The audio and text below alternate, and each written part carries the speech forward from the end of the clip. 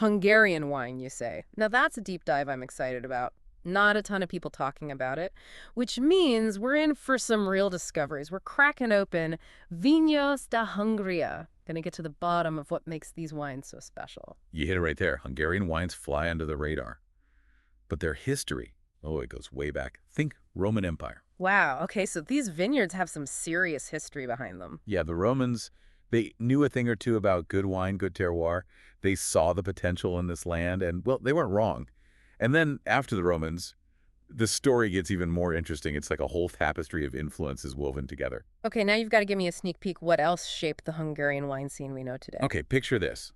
The Catholic Church, they become major players in keeping the wine flowing, right? Yeah. But then, boom, Ottoman Turks. Wait, hold up. Ottoman Turks? Yeah, their invasions, they didn't just change the political map. They actually influenced the wines themselves. All right, you're going to have to elaborate on that one. How did invasions lead to new wines? Think 16th century, the city of Eger, under siege by the Ottoman Turks.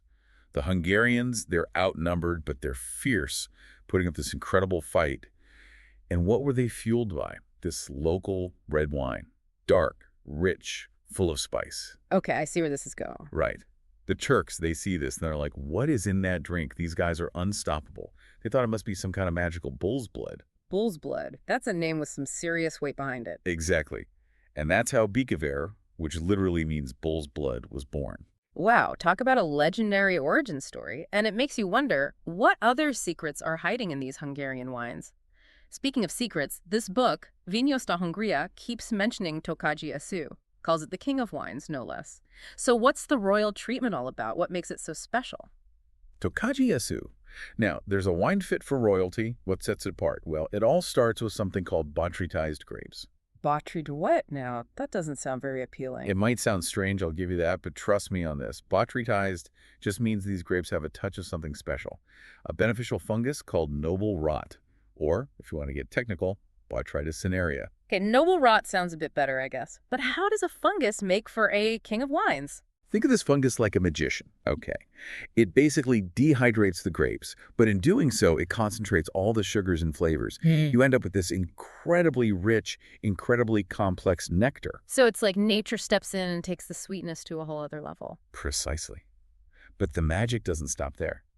Making Tokaji Aszú is a labor of love. We're talking hand-picking each and every botrytized grape. Wow, so every single grape that goes into this wine has been individually selected. That's dedication. Absolutely. They even use these special small baskets called petonios. Really speaks to the tradition. Yeah. And then they add those precious grapes to their base wines and let it age for years in cool underground cellars. It's this whole intricate dance, the climate, the noble rot, the craftsmanship that makes Tokaji Aszú so unique, so legendary. It really does sound like every drop tells a story. Okay, Tokaji Aszú, definitely adding that to my list. But Tokaji, that's just one region in Hungary, right? What other treasures are hidden in those Hungarian hills? Oh, you've just scratched the surface with Tokaji. Hungary's got a whole bunch of wine regions, each with its own personality. Okay, now you've got me really intrigued. So where are we headed next on our Hungarian wine tour? Well, actually, let's hang out in Tokaj for a minute. There's more to it than just the sweet stuff. You'll find some amazing dry wines coming from this region, too. Really? I thought Tokaj was all about the sweet wines. What grape do they use for dry wines? A lot of them are made with ferment. Yeah, same grape as the king of wines. It's pretty incredible. Wait, hold on. So the same grape that makes those incredibly sweet dessert wines can also make a dry wine? That's pretty versatile. It really is. Ferment's amazing. It really shows off what the Hungarian terroir can do. But hey, let's jump over to another region that's got a story to tell. Eger. That's where that Bikaver we were talking about comes from. Ah, bull's blood territory. Right, take me there. What's special about Eger? What's cool about Eger is that it shows you how diverse Hungarian wine can be. You'll find elegant white wines there. Riesling does really well there, especially in the cooler foothills. And get this, Eger is also home to Kadarka. Kadarka, okay. Another new one for me. What's the story with that? Well, it's indigenous to the Carpathian Basin. Basically, that means it's native to the region, not something that was brought in from somewhere else. Oh, I see. So a real taste of Hungary then? What kind of wine does it make? It's known for lighter-bodied reds, kind of peppery. It's really unique. Okay, so we've got elegant whites, we've got peppery reds, we've got the legendary Bikaver. Sounds like Eger's got something for everybody. Where to next? Let's head south, toward the mountains. That's where you'll find Villány. If Eger's about diversity, Villány is all about those big, bold reds. Oh, now you're speaking my language. Okay, paint me a picture. What makes Villány reds so special? What should I be looking for? Think Cabernet Sauvignon, Merlot, those classic powerhouses. But here's the thing. Villány is where you really want to try Kik Frankos. Kek Franco, that name keeps popping up. It must be important. Tell me more. It's huge in Hungary, actually the most widely planted red grape in the whole country. And for good reason. Okay, I'm all ears. Why is Kek Franco so popular? Well, for one thing, it thrives in volcanic soil, which Villany's got a lot of.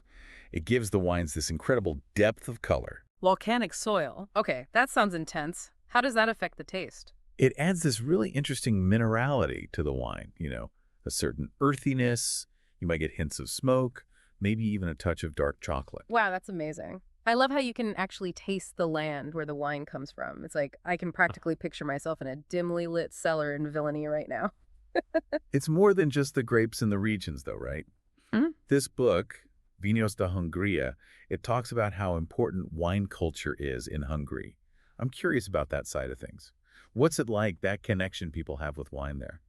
It's a way of life in Hungary, I mean, you've got these grand old cellars where they've been aging Tokaji for centuries, families passing down these winemaking traditions. Wow, centuries. There's some serious history in those bottles. Yeah, for real.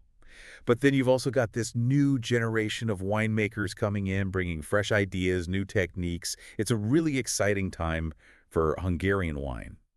That's so cool, honoring the past, but also looking toward the future. It's like the best of both worlds. Exactly. And that passion for wine, it goes way beyond just making it. Like if you're ever lucky enough to visit Hungary, you got to experience a Borkostolo. Borkostolo. Okay, that's a new one. What is that? It just means wine tasting, but it's more than that. It's like imagine yourself in one of those atmospheric cellars we were talking about.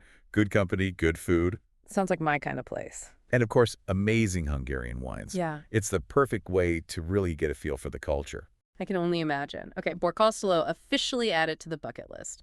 Now, speaking of food, any classic Hungarian dishes that pair well with these wines? Oh, tons. You've got to try Tokaji Aszú with foie gras.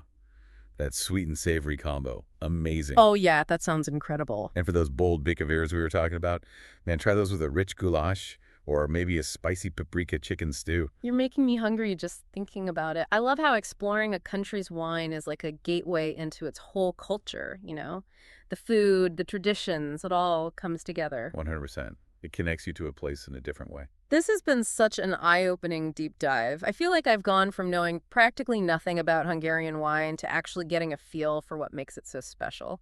So, as we wrap things up here, what are some key things you hope listeners will remember? Honestly, the biggest thing is don't believe that myth about Hungarian wine being all sweet. There's so much more to it. That's so true. We've talked about dry ferments, bold Kik Frankos, elegant Rieslings from Eger, those powerful reds from Villány. Exactly. And we've only just scratched the surface here. Because basically there's a whole world of Hungarian wine out there just waiting to be discovered. Exactly. So next time you're picking out a bottle, be adventurous, step outside your comfort zone. Try something from Hungary. You might just be surprised at what you find. Love it. Cheers to new discoveries, right? Cheers. Well, that's all we have time for on today's deep dive into the world of Hungarian wine. Until next time, happy exploring.